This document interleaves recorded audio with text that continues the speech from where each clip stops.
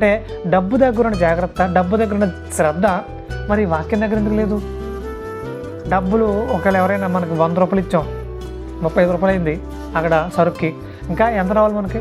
65 రూపాయలు రావాలి అంటే అదేంటి 55 రూపాయలే కదా అని అన్నాడు అనుకో, బాగా లెక్కలు రావనుకుంటున్నావు నువ్వు, ఏం మాట్లాడుతున్నారో నువ్వు, అమ్మో ఫ్యామిలీస్లో చాలా కట్టుకుంటాం. మరి డబ్బులు విషయంలో ఇన్ని లెక్కలు ఉన్నాయి కదా, మరి వాక్యాన్ని ఎవడు వక్రీకరించి చెప్తున్నాడు? వాక్యం అలా లేదు, వాక్యం అలా లేదు.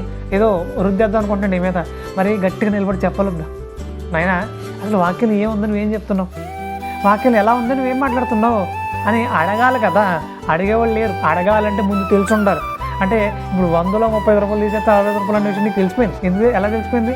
చిన్నప్పటి నుంచి వాటితోనే సహవాసం చేసాం, చిన్నప్పటి నుంచి వాటితోనే కాలం గడిపేసుకుంటూ వచ్చాం.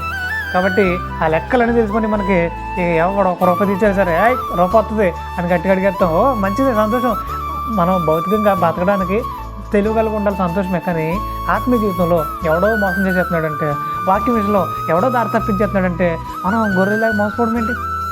ప్రతి దానికి తలకి ఊపిపోవడం ఏంటి? అంటే తలకి ఊపేస్తున్నాం అంటే వాక్యం విషయంలో శ్రద్ధ లేదు, వాక్యం నేర్చుకునే విషయంలో శ్రద్ధ లేదు. ఇక